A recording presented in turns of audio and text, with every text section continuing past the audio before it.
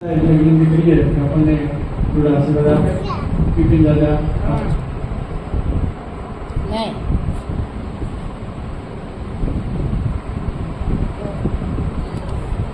ઈષ્ટદેવ શ્રી સ્વામિનારાયણ ભગવાન એમના સ્થાને વિરાજમાન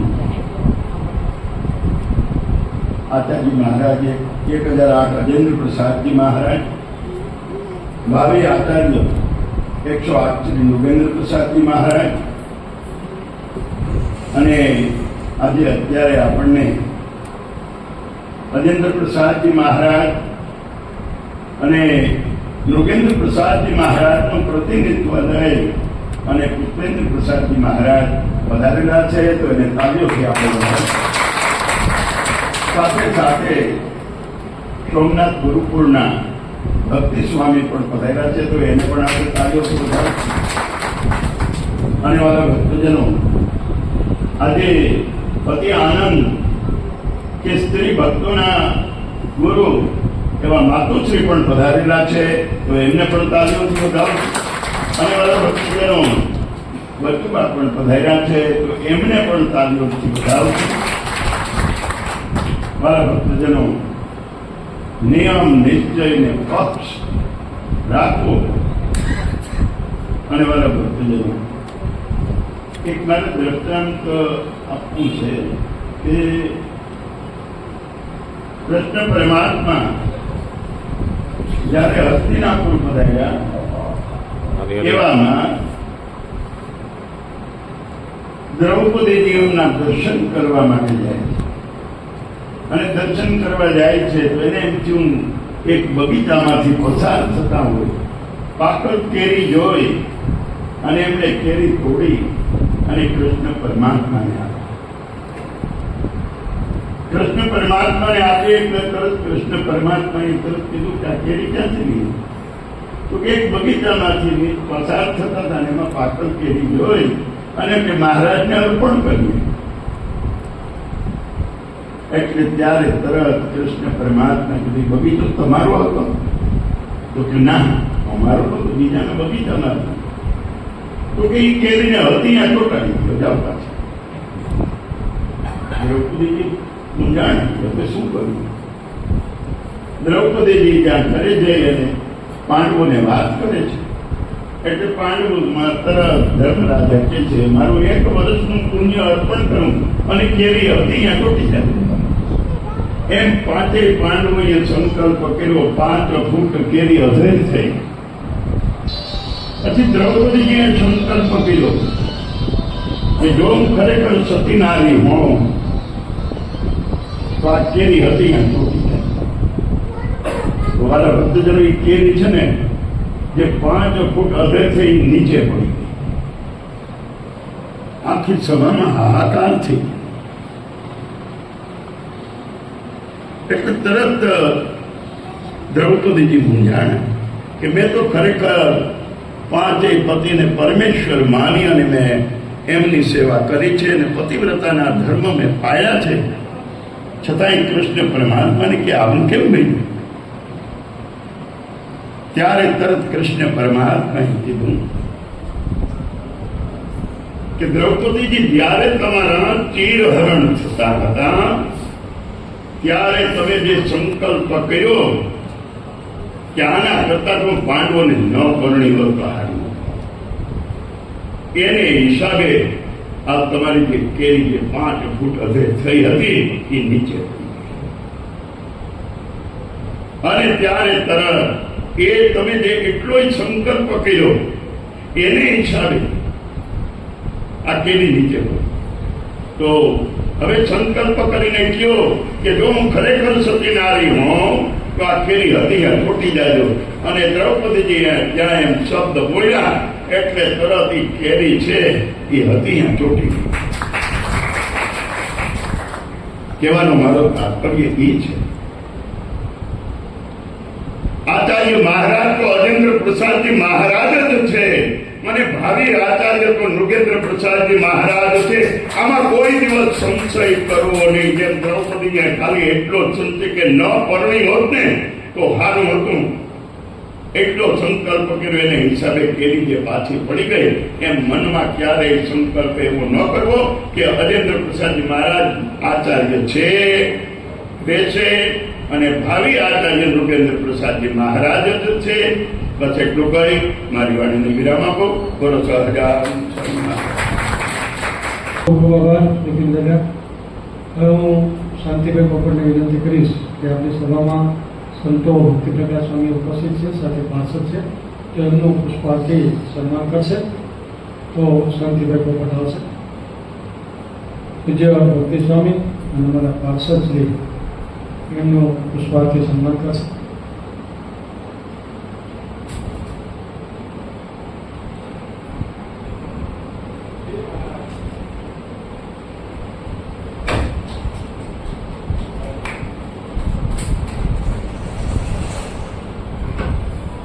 હું જુનાગઢ મંદિરના ભૂતપૂર્વ ચેરમેન એવા રતિલાલભાઈ માલવડિયા એમને વિનંતી કરીશ કે એઓ આવી બે શબ્દો કહેશે.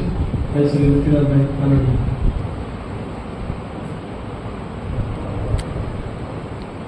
ઈષ્ટદેવ પૂર્ણ પુરુષોત્તમ ભગવાન શ્રી સ્વામિનારાયણ આપણા મંદિરની અંદર બિરાજમાન ઘનશ્યામ મહારાજ, આપણા સૌના ગુરુ એવા 1008 આચાર્ય શ્રી અજેન્દ્ર પ્રસાદજી મહારાજ, ભાવિક ગુરુ 108 શ્રી વિજેન્દ્ર પ્રસાદજી મહારાજ, આપણને દર્શન આપી રહેલા એવાજી પુષ્પેન્દ્ર પ્રસાદજી મહારાજ, તેમજ પાટણથી પધારે ભક્તિ પ્રકાશ સ્વામી, પાર્ષદવર્ય, સર્વે સત્સંગી ભાઈઓ બહેનો સર્વેને મારા જય સ્વામિનારાયણ. મારા ભક્તો, આજે આપણે કેશોદની અંદર ખૂબ આનંદનો દિવસ છે. આજે ધર્મકુળના આપણે દર્શન થાય છે. સાથે સાથે બહેનોને પણ એટલો જ આનંદ હશે કે માતુશ્રી અને મોટા બેનબા પણ આ કાર્યને સફળ બનાવવા માટે આપણે દર્શન આપવા માટે, આશીર્વાદ આપવા માટે આપણે કેશોદમાં પધાર્યા છે. મારે ખાસ કંઈ કહેવાનું તો છે નહીં. આજે આખા બપોરની સભામાં દીપકભાઈએ ઘણી બધી સરસ વાતો કરી, સત્સંગની ખૂબ સારી વાતો કરી, ભગવાનના ચરિત્રો આપણને સંભળાવ્યા. એમાંથી જોવાનું એ છે કે આપણને શું મળ્યું. આમાં ઘણા પચાળા જતા હશે, મારી સાથે ઘણા આવતા પણ ખરા.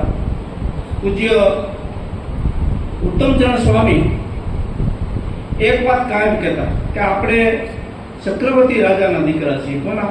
ચક્રવર્તી રાજાના. આપણે ખંડિયા રાજાના દીકરાઓ નથી. આનો મતલબ કે આપણે કોઈ દિવસ કાંઈ માગવું ન પડે. આપણું સુખ તો આપણને ભગવાને એના વચનો આપણને આપી જ દીધું છે.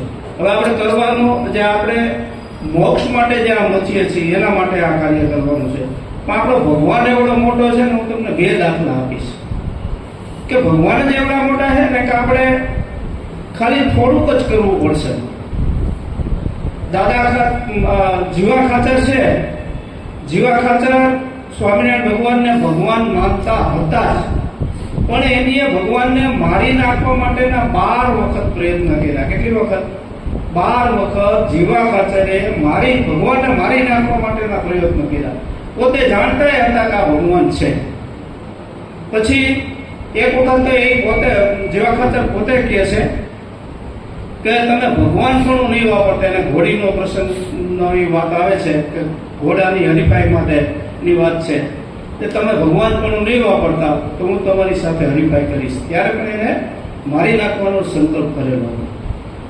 ભક્તો, આ જીવા ખાચર જ્યારે અંત સમયે પથારી પડ્યા ત્યારે ભગવાને એને દર્શન આપી અને એને કીધું કે હું મારું તમને ધામ આપીશ. ત્યારે જીવા ખાચર એમ બોલ્યા કે મને કઈ રીતે તમે ધામ આપી શકો? મેં તો તમારી સાથે આવો વ્યવહાર કર્યો. મારે કહેવાનું તાત્પર્ય એ છે, ભક્તો, આપણે તો ભગવાનને ભજીએ છીએ, ભગવાનની આજ્ઞાઓ પાડીએ છીએ, ભગવાનના વર્તમાનો આપણને લખીને આપ્યા એ આપણે વિચારી અને આગળ વધીએ છીએ. આપણે કેશોદના મંદિરની અંદર તો ખૂબ ભજન ભક્તિ પણ થાય છે, એટલે આપણે કોઈ એમાં શંકા કરવાની જરૂર નથી. તો મહારાજને જીવા ખાચરે કીધું મને શા માટે તમે આટલું બધું આપો? એને કહ્યું તો શું?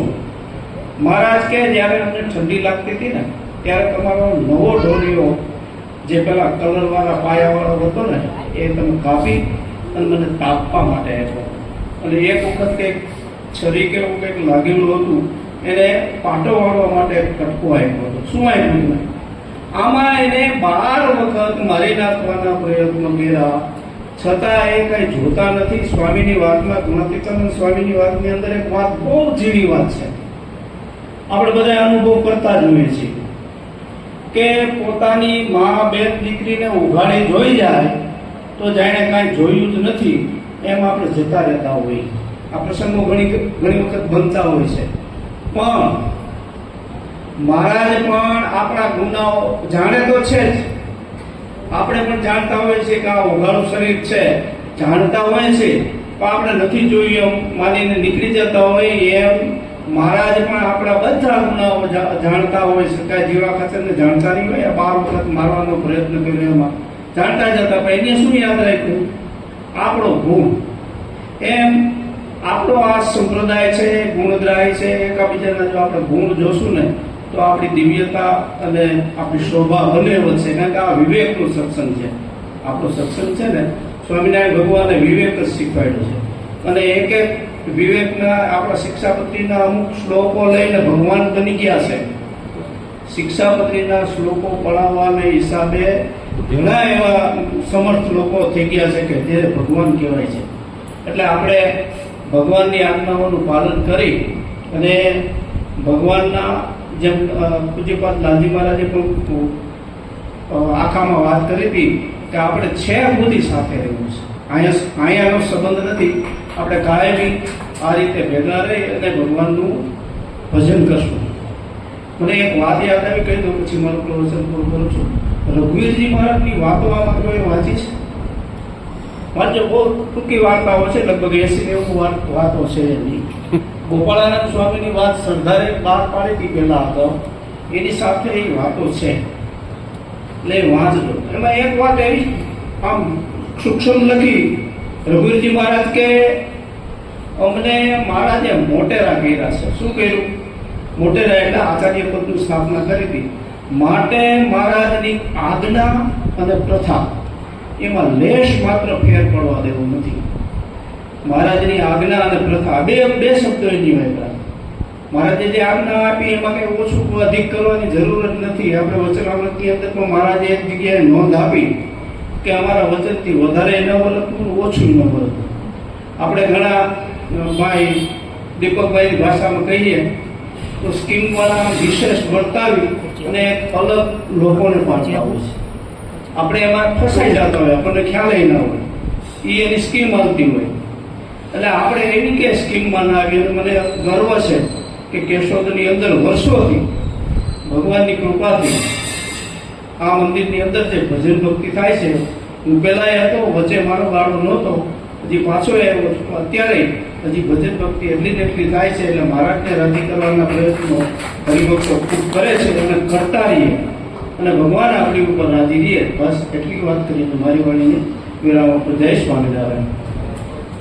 મહારાજની આજ્ઞા અને મહારાજની કથા આ પ્રમાણે રઘુવીરજી મહારાજે કીધું કે આપણે વર્તવું છે, વર્તાવા છે. તો સરસ વાત કરી. આગળના ક્રમે પૂજ્ય ભક્તિ પ્રકાશ સ્વામી સોમનાથથી આવ્યા છે, તો એમને વિનંતી કરીશું કે આપણને થોડા આશીર્વાદ આપશે. પૂજ્ય ભક્તિ પ્રકાશ સ્વામી.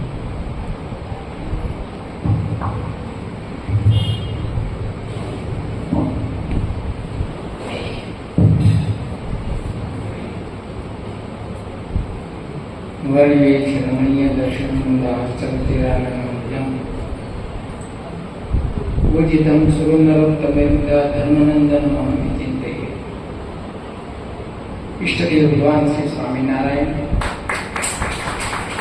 વડતાલ શ્રી લક્ષ્મીનારાયણ દેવ ગાદી પીઠાધિપતિ 1008 આચાર્ય મહારાજ શ્રી અજેન્દ્ર પ્રસાદજી મહારાજ, ભાવિ આચાર્ય લાલજી મહારાજ શ્રી 108 શ્રી મુકેન્દ્ર પ્રસાદજી મહારાજ, સારાએ સત્સંગનો ભાગ અને આપણને સૌને દર્શન અને આશીર્વચન આપવા માટે પધારેલા લાલજી મહારાજ શ્રી પુષ્પેન્દ્ર પ્રસાદજી મહારાજ, કેશોદના અને આજુબાજુના વિસ્તારના શ્રીજી મહારાજના લાડીલા સર્વે ભક્તજનો, પૂજ્ય માતૃશ્રી બચુભા, કેશોદના ભક્તો અને આજુબાજુના ભક્તો બહુ ભાગ્યશાળી છે કે આજે આપણને દર્શન દેવા માટે પુષ્પેન્દ્ર પ્રસાદજી મહારાજ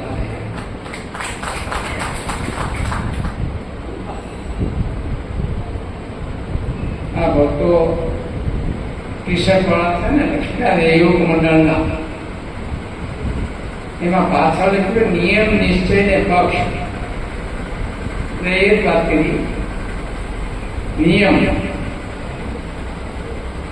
કે આપણે દરરોજ મંદિરે દર્શન કરવા આવવું, 5 માળા ફેરવવી, 10 પ્રદક્ષિણા કરવી, દંડવત કરવા.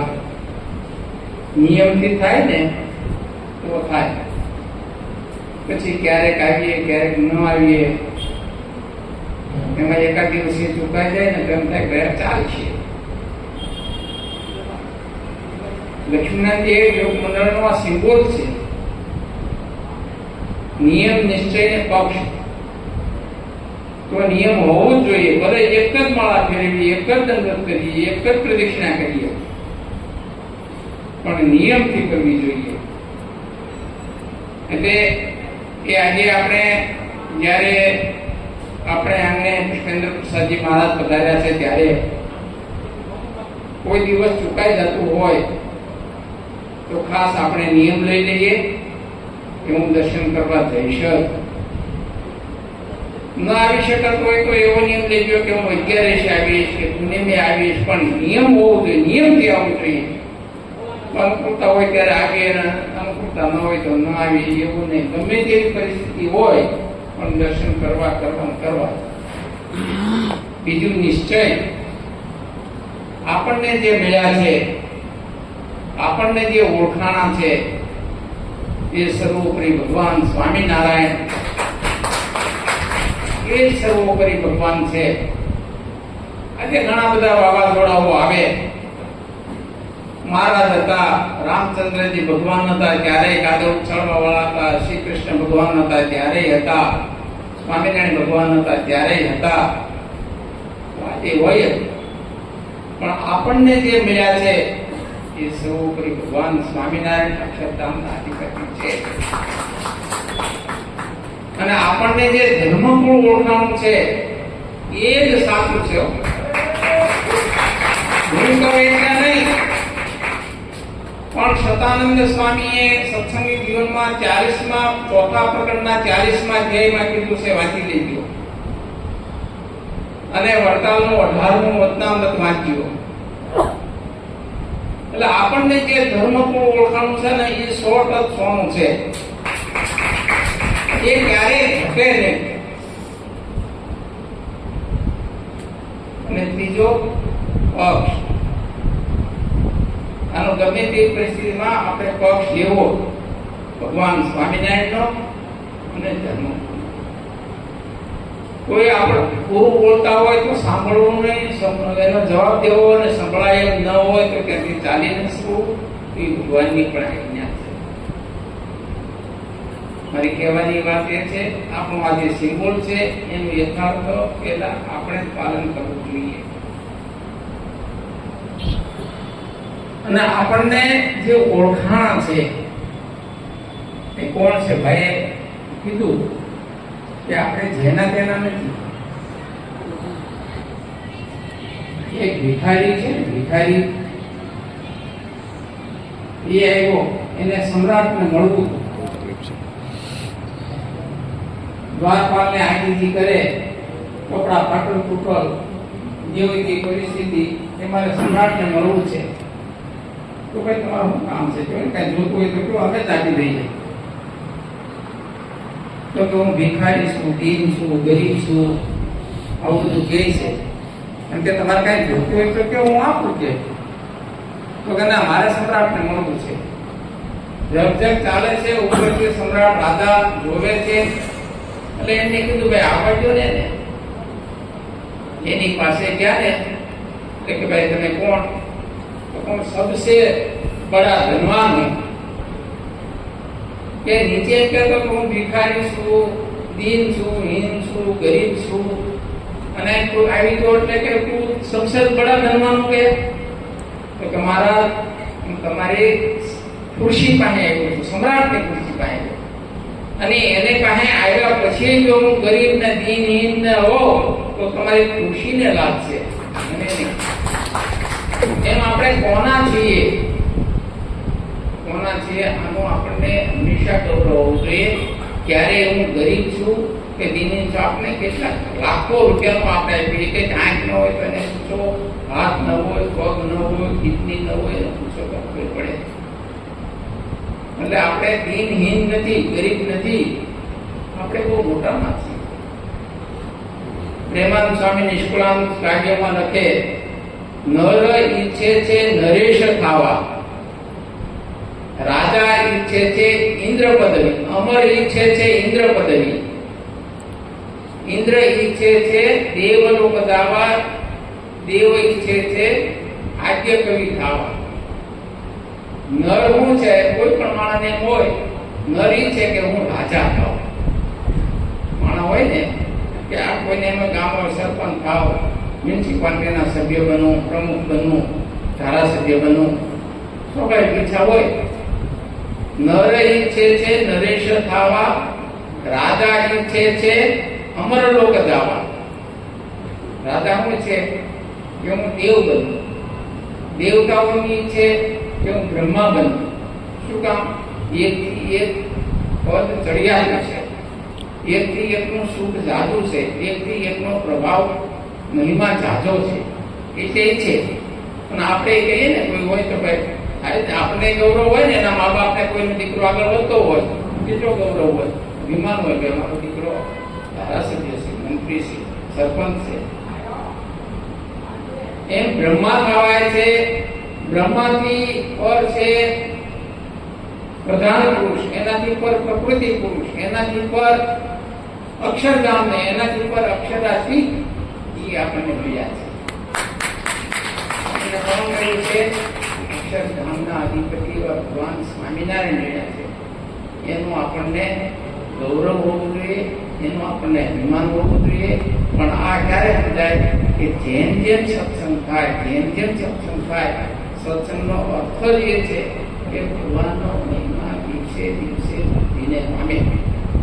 તો આપણે તો આ વિસ્તારના અહીંના કેશોદના જ નહીં પણ સારા આ એ વિસ્તાર છે, એમાં પ્રભાવ તમે ગણો કે ના ગણો.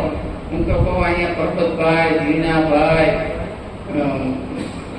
ગોરધનભાઈ, આપણે અહીંયા આંગરોળના આ બધા જે ભક્તો થઈ ગયા ને, માણાવદરના મૈયારામ ભટ્ટ, આ બધા જે ભક્તો થઈ ગયા, એનો પ્રભાવ છે, એનો પ્રભાવ છે. અને એટલે જ આજે આપણે બધા સાચી વસ્તુને પકડી રહ્યા છીએ. કોને? સાચા વસ્તુને આપણે પકડી છે. કમટાભાઈ નહીં કેવું છે પણ હું એમ કહું, એક જગ્યાએ બહુ મોટું માણસ અવસાન થયું એમ, તો એને એમ કીધું કે મારો મોક્ષ નથી થયો. પછી એને એટલું જ કીધું પણ કે જેને આ ધર્મનો ત્યાગ કર્યો છે ને, કોઈનો મોક્ષ નથી.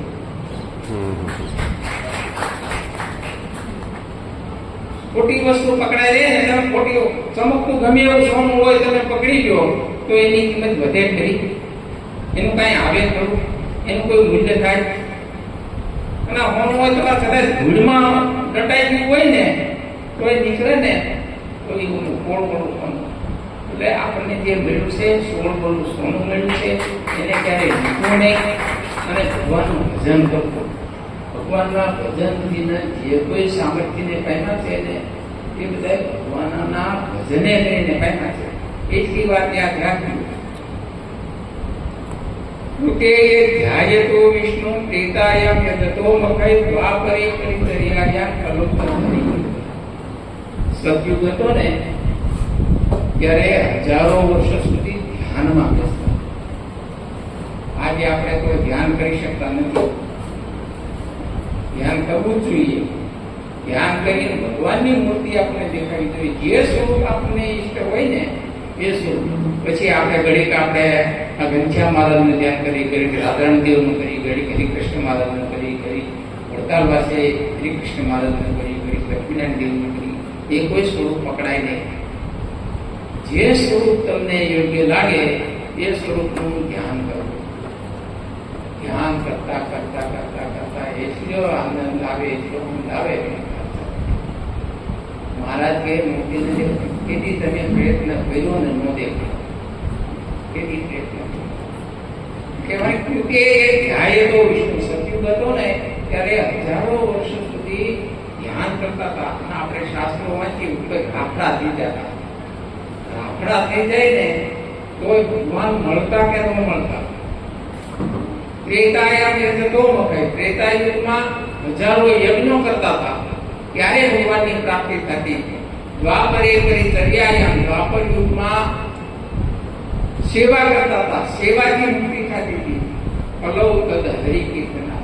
એ કળિયુગમાં ભગવાનને પ્રાપ્ત કરવા માટે પહેલા પહેલો રસ્તો સ્વામિનારાયણ સ્વામિનારાયણ સ્વામિનારાયણ સ્વામિનારાયણ સ્વામિનારાયણ.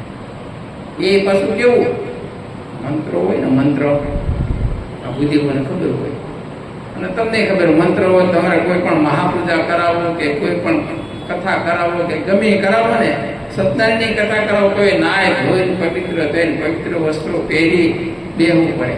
એના નિયમ મુજબ આસન પાથરવું પડે. પવિત્ર જગ્યાએ બેહવું પડે. પવિત્ર જગ્યાએ સ્થાપન કરવું પડે. અને સ્વામિનારાયણ તો પવિત્ર દેહે અપવિત્ર દેહે. નાય નહીં ભગવાનનું નામ લેવાય. નાય નહીં લેવાય. હાલતા ચાલતા લેવાય, બેઠાય લેવાય, ભૂતાય લેવાય. હાજો માણસે લઈ શકે, માંદો માણસે લઈ શકે, પુરુષે લઈ શકે, સ્ત્રીએ લઈ શકે, નાનો લઈ શકે ને મોટો લઈ શકે. તો આ છે ને કલો કેવલા ભક્તિ બ્રહ્મ સાહિત્યકારી. ભક્તિ નો પ્રકારની કીધી શ્રવણમ કીર્તન વિષ્ણુ સ્મરણ પાદ સેવન વચન વંદનમ દાસ્યમ સખ્યમ આત્મ નિવેદન. નવ પ્રકારની જે ભક્તિ છે એમાંથી કોઈ પણ એક પ્રકારની ભક્તિ કરવી, ભગવાનનું ભજન કરવું. આપણે પૂજ્ય ગાંધી મહારાજના આશીર્વાદ આપણે દરેકને લેવા છે, એને આપણે સાંભળવા છે, એના આશીર્વાદ દઈએ જેથી આપણું જીવન પણ ધન્ય બને. અંતમાં ભગવાન સ્વામિનારાયણ આપ દરેકને ખૂબ ખૂબ સુખ્યા કરે, દિન પ્રગતિ થાય અને ભગવાનની ભક્તિ કરવાનું બળ મળે એવી જૂનાગઢવાસી રાધારણદેવ કૃષ્ણ મહારાજ સિદ્ધેશ્વર મહાદેવના ચરણોમાં પ્રાર્થના કરી મારી વાણીને વિરામ. વસ્તુ જય સ્વામિનારાયણ.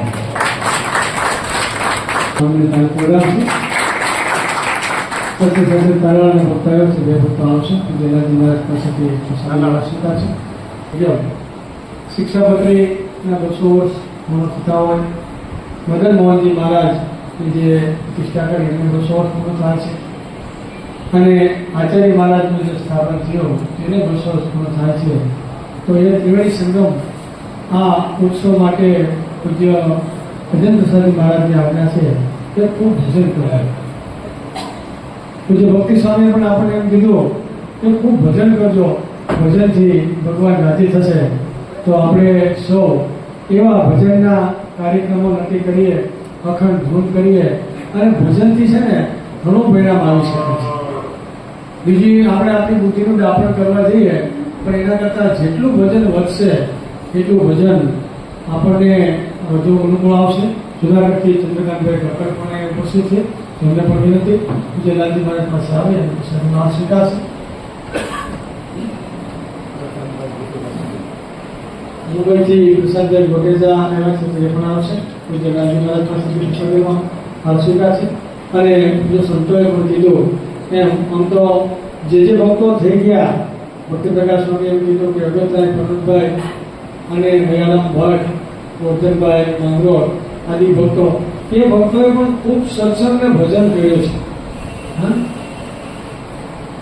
આપણે ઘણી વાર કથામાં સાંભળીએ છીએ, સંતો પણ કહે છે કે સત્સંગમાં મોટો કોને કહેવો?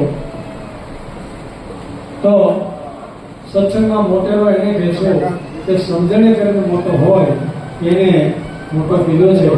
તો આપણે પણ સત્સંગની અંદર વિનય અને વિવેક સાથે અને સમજણપૂર્વક આપણે 100% બધાને માન આપી અને ભજન કરશું તો ભગવાન ખૂબ રાજી થશે. અને આપણે આમ તો બધા આપણા આત્માનું કલ્યાણ કરવા માટે ભજન કરતા હોય છે. સત્સંગમાં જોડાવા માટેનો હેતુ તો એક જ છે કે ભગવાન આપણી પર રાજી થાય ભગવાનના દીકરા એટલે કે ધર્મગુરુ આપણા પર રાજી થાય, નાનામાં નાનો હરિભગત છે એ પણ રાજી થાય.